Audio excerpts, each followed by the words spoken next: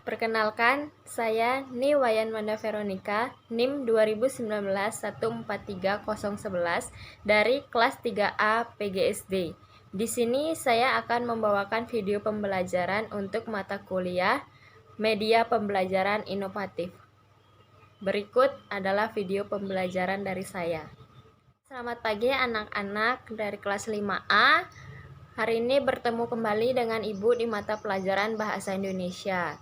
Hari ini pembelajaran kita masih via daring, yaitu lewat Zoom meeting, karena situasi belum memungkinkan untuk kembali memulai pembelajaran di sekolah, seperti biasa. Ada baiknya di masa pandemi seperti ini kita selalu memperhatikan kesehatan tubuh kita, karena jika metabolisme tubuh kita lemah, dipastikan kita akan lebih mudah terserang COVID. Saja tidak ada satupun dari kita yang terinfeksi COVID. Amin. Dan anak-anak sekalian harus tetap semangat walaupun kita pembelajarannya melalui via daring seperti ini, tapi kita harus tetap semangat untuk mengejar cita-cita kita. Baiklah, hari ini kita akan belajar tentang cerita rakyat. Nah, hari ini kita akan belajar membaca sebuah cerita rakyat. Di sini kita akan pembelajaran melalui via daring. Nanti materinya akan Ibu share via WhatsApp group. Dan lalu kalian nanti akan Ibu suruh membaca sebuah cerita rakyat. Dan nanti akan ada soal esai pula. Baik, karena hari ini adalah mata pelajaran Bahasa Indonesia dan kita akan membahas tentang cerita rakyat. Kalian pasti pernah mendengar kata tentang cerita rakyat. Apa sih cerita rakyat itu? Cerita rakyat itu adalah bentuk karya sastra lama. Cerita rakyat itu berkembang di masyarakat, sering juga disebut sebagai dongeng. Nah, dongeng itu apa sih? Dongeng itu merupakan cerita hayalan yang tidak pernah terjadi, terutama tentang kejadian aneh pada zaman dahulu. Nah, ada beberapa dongeng yang biasa tersebar di masyarakat. Yang pertama itu fabel. Apa sih fabel? Fabel itu adalah cerita rekaan yang semua tokohnya terdiri atas binatang yang berperilaku seperti manusia. Contohnya, si kancil yang nakal. Anak-anak pasti pernah mendengar tentang cerita dongeng itu. Nah, yang kedua itu ada legenda. Apa itu legenda? Legenda adalah cerita rekaan yang dihubungkan dengan terjadinya suatu tempat. Contohnya, itu terjadinya Gunung Tangkuban Perahu, lalu Candi Prambanan, ya, yang seperti itu. Lalu yang ketiga ada sage. Apa itu sage? Sage itu adalah cerita rekaan yang dihubungkan dengan sejarah. Contohnya, Saur Sepuh. Itu semua yang berhubungan dengan sejarah-sejarah Indonesia.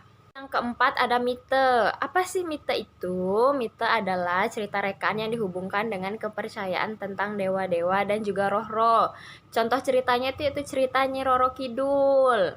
Nah, kalian pasti pernah mendengar tentang cerita itu juga. Lalu ada parabel. Apa itu parabel? Parabel adalah cerita perumpamaan yang di dalamnya berisi kiasan yang bersifat mendidik. Contohnya bawang putih dan bawang merah. Di cerita itu ada kiasan-kiasan untuk mendidik bahwa kita harus bersifat seperti bawang putih yang baik hati dan tidak boleh seperti bawang merah yang selalu bersikap jahat kepada saudaranya.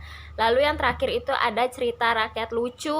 Ya, ini seperti cerita dongeng-dongeng tapi isinya semua tentang komedi yang lucu-lucu. Contohnya itu Si Kabayan, lalu Pak Belalang, dan masih banyak contoh lainnya. Nah, di dalam cerita rakyat ini juga di dalamnya terdapat beberapa unsur. Yang pertama itu ada tokoh, pasti ada tokohnya. Kalau cerita pasti ada tokohnya.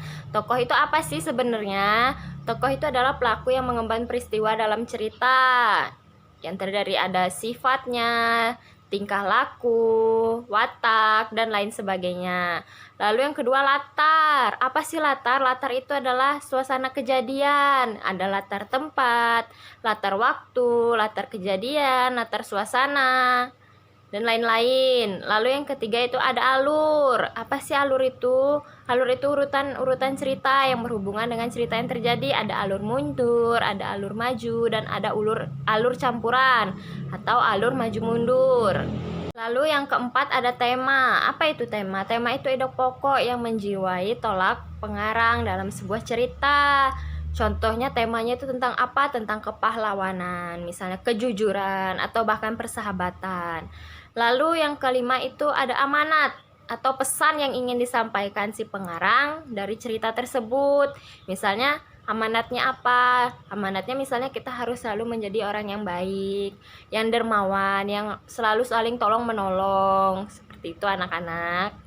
Nah, selanjutnya Ibu akan mengirim contoh cerita rakyat di WhatsApp grup kalian, oke? Nah, sudah Ibu kirim, tolong dibuka dan dibaca.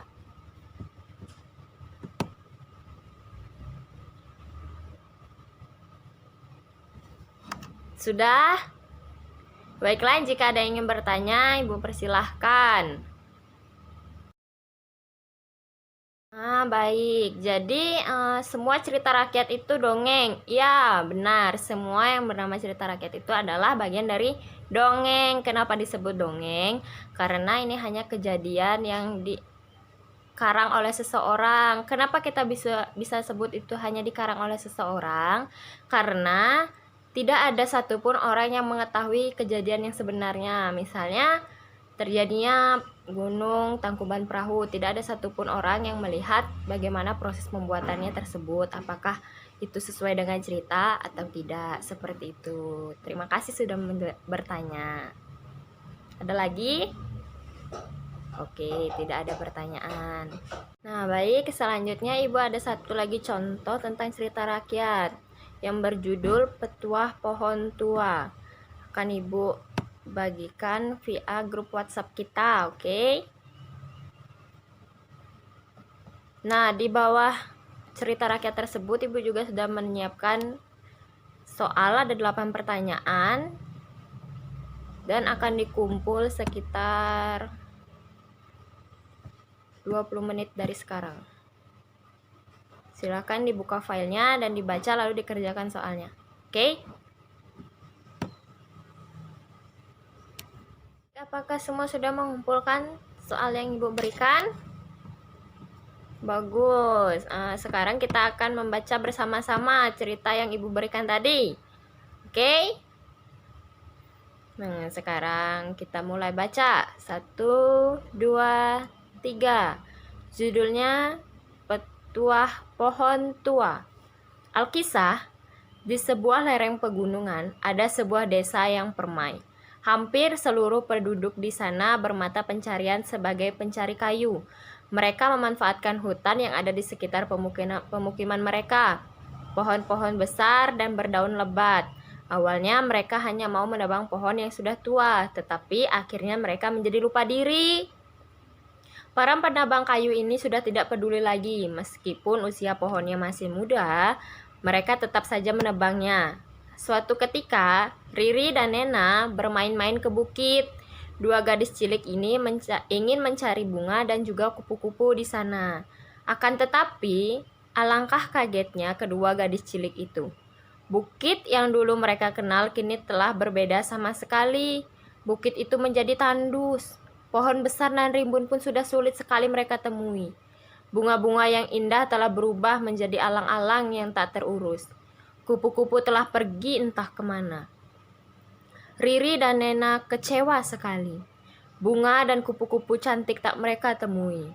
Siang itu, matahari bersinar dengan sangat terik. Dua gadis cilik itu mencari pohon besar yang cukup rindang. Setelah sekian lama berkeliling, akhirnya mereka menemui sebuah pohon besar yang sangat rindang.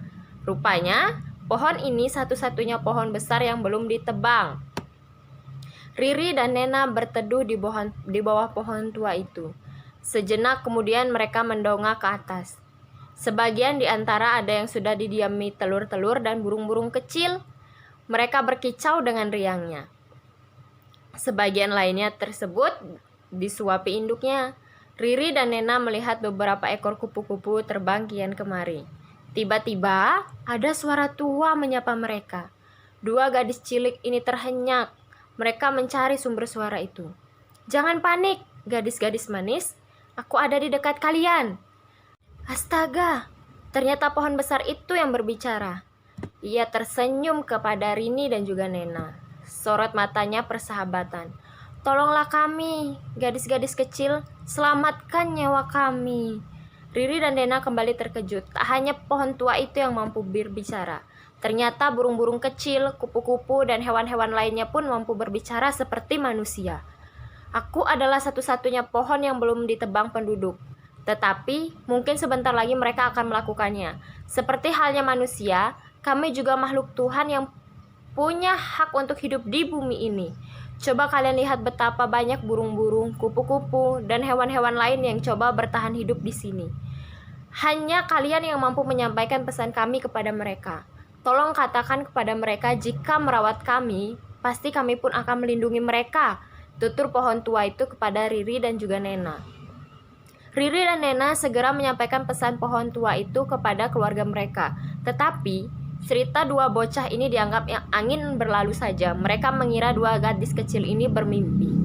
Esok harinya, penduduk desa beramai-ramai naik ke puncak bukit. Mereka menebang pohon tua itu seketika. Beberapa saat kemudian, pohon besar itu pun tumbang. Penduduk beramai-ramai memecah belah pohon besar itu menjadi potongan-potongan kayu. Riri dan Nena menangis melihat peristiwa itu. Burung-burung dan kupu-kupu terbang ketakutan tak tentu arah. Sebagian mati tertimpa pohon besar itu. Sejak tumbangnya pohon besar itu, bukit itu semakin panas dan tandus. Beberapa saat kemudian, seluruh desa tertimpa kekeringan. Sumur-sumur mereka kering. Banyak tanaman dan hewan yang mati kekurangan air. Warga desa betul-betul kesulitan air. Kemudian mereka berdoa kepada Tuhan agar secepatnya hujan turun. Tuhan yang Maha Pemurah mendengar doa mereka. Tiba-tiba turun hujan dengan derasnya. Suatu hari penuh mengguyur desa mereka. Air sungai meluap dan bukit yang tandus itu tak mampu menahan curahan air hujan yang begitu deras. Sekejap kemudian, bukit tandus itu pun longsor. Lumpur dan bebatuan menghajar pemukiman warga desa. Orang-orang desa pontang-panting menyelamatkan diri. Air bah dan longsor kini benar-benar menghancurkan kampung itu. Rumah-rumah itu hancur dan banyak penduduk yang kehilangan orang-orang yang disayanginya. Keluarga mereka banyak yang meninggal dan tercerai-berai entah kemana. Riri dan Nena berhasil menyelamatkan diri. Tapi dua gadis malang itu harus rela kehilangan keluarganya. Dua gadis cilik ini hanya bisa menangis teringat pesan-pesan pohon tua itu. Penduduk desa termakan perbuatannya sendiri. Tuhan telah menghukum mereka karena telah merusak alam dan lingkungan. Itulah akibatnya jika hutan dan pohon tidak mereka rawat dengan baik. Nah, itu adalah cerita rakyat kita tentang petuah pohon tua. Bagus sekali anak-anak, kalian sudah bisa membaca dengan sangat lancar. Baiklah, sekian saja pembelajaran kita hari ini. Minggu depan kita akan belajar tentang belajar cepat. Nah, anak-anak, jadi kalian harus bisa membaca lebih cepat dari saat ini untuk persiapan minggu depan. Nah, baik, kita sudahi saja pertemuan hari ini. Kita tutup dengan doa kembali agar kita selalu senantiasa dilindungi oleh Tuhan yang Maha Kuasa. Berdoa dimulai. Berdoa selesai.